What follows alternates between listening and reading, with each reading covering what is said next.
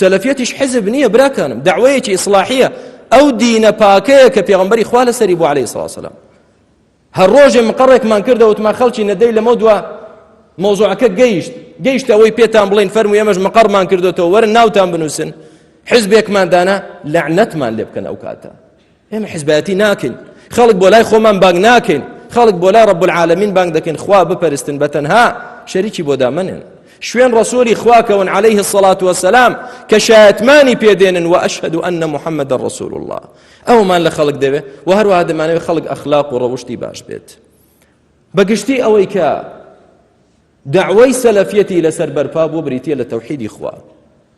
چێت و ڕەدەبێ کاتێک کە دەڵێن خەڵکینە بەس خوا بپەرستن، هەرچی شەخص پەرست و گۆڕپەرست و پەڕۆپەرستەکانن دەبن بە دوژمن و بهتانمان بۆ دەکەن. بۆ چونکە بە خەڵک دەڵێن بڵێن یا ئەڵڵا بەس یا ئەڵڵا کەسی تر نا، چونکە ئەو خوای ئەمەی دروست کردووە، ئەو خوای زیندووە و نامرێ، دەسەڵات هەمووی بەدەست خۆیەتی، کەس لەگەڵ خوا هیچ نییە. ليس لك من الأمر شيء. خوا بە پێغەمبەرەکەی دەفەرمی عەلەیهی سڵاو وسەلام هیچ لە کاروبار و ئەمر بەدەستۆنیەی محەممەد عەلەیهی سڵاو وسەلام. ئەمر هەمووی بەدەست مەلایکەتیش نییە، بەدەست ڕەب العالەمینە. ئێمە بە خەڵک دەڵێن خوا بپەرستە، لەولاوە کۆمەڵێک دوژمنمان بۆ پەیدا دەبێت کە گوێشی پێ نادەین بەخوا حسابی باڵە مێشولەی بۆ ناکەین. بۆ چووکە لەسەر حەقین ئینشاءالله. ئەو گۆڕپەرست و شەخص پەرستانە کە ئیشیان سوزدەبردنە بۆ قۆندەری شێخەکانیان لێمان ڕاست دەبنەوە و تۆمەتمان بۆ دروست دەکەن کاکە ئەمانە دژی میلەتی کوردن و ئەمانە زەرەرن بۆ سەر ئەمنی قەومی وڵاتەکەمان، زەرەرین بۆ سەر گۆڕپەرستیەکەی تۆ بەڵێ، ئەمما زەرەر بین بۆ سەر ئەمنی وڵات ناوەڵڵا ناوەڵڵا سەبەبی ئەمن و ئاسایشی وڵات بریتە لە داوای سەلەفی، هەر وەکو زیاتریش ڕووین دەکەینەوە ئینشاءالله. ئەسڵێکی تر بنەمایەکی تر کە سەلەفیەکان خەڵکی بۆ بانگ دەکەن. ئێمە دەمانەوێت میلەتەکەمان وەحدەتی هەبێت، برایەتی هەبێت و یەکڕیز بێت، چونکە ئیسلام لەگەڵ تەفرەقە نییە. بۆیە ئێمە لەگەڵ حیزبایەتی نین. طبعاً هەرچی حیزبا و جا دەبێتە دوژمنت. بۆ چونکە تۆ خەڵک لە حیزبایەتی سار دەکەیتەوە.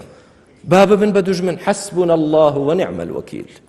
بەڵام کە دەبی بە دوژمن ڕاستیەکە بڵێ و درۆ مەکە، بڵێ ئێمە بۆیە دوژمنی ئەو سەلەفیانین چونکە خەڵک بۆ حیزبایەتی هان نادەن.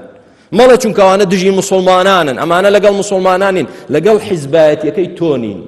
ئەمما خزمەتی هەموو موسڵمانان دەکەین و برا بچووکی هەموو موسڵمانانین.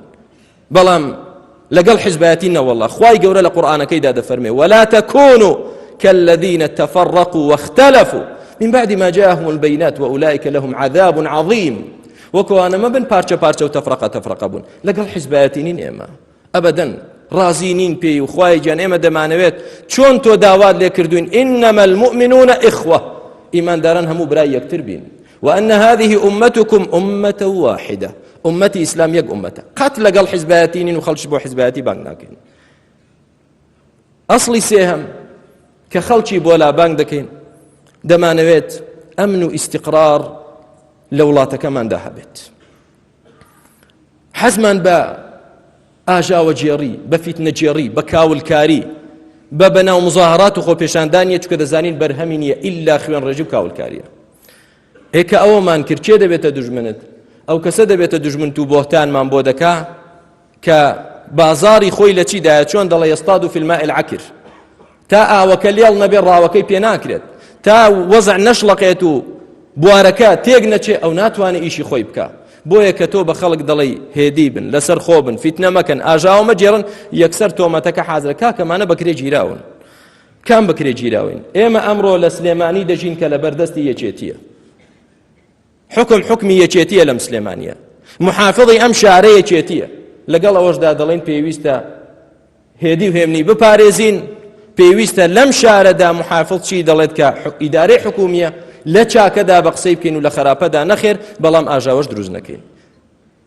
لەوانەیە کەسێک لەم شارەدا حەز نەکا من بڵێم گوێڕایەڵی محافظێکی یەکێتی بکەین. دوو ڕۆژی تر لەوەیە کابرای گۆڕان بێتە محافظی ئەم شارە، چیم وتوە هەمان قسە دەکەمەوە. ئەمڕۆ محافظەکەمان با کەسێکی گۆڕان بێ، پێویستە ئێمە شیرازەی شارەکەمان بپارێزین، ئەمن و ئاسایش بپارێزین، فیتنە دروست نەکەین و ئاژاوە نەجێڕین. ئێمە یەک دینمان هەیە، یەک منهەجمان هەیە. کابرای گۆڕان بێ، کابرای نازام چێ بێ، بە مەرجێک موسڵمان بێ. ئەگەر کافریش بوو تاغوتێکە و بە خەڵک دەڵێن موسڵمانان سەبر بگرن، تەقوای خوا بکەن، بگەڕێنەوە لای خوا، ئامادەکاریەک بۆ ئەوی خوای گەورە ڕزگارمان کە لەو زوڵم و لەو تاغوتە، چۆن موسا هەوڵی دا بەنو ئیسرائیل لە دەست فرعونی تاغوت ڕزگار کە. بەڵام خەڵک هانێن بۆ ئاژاوە جێڕی نەخێر.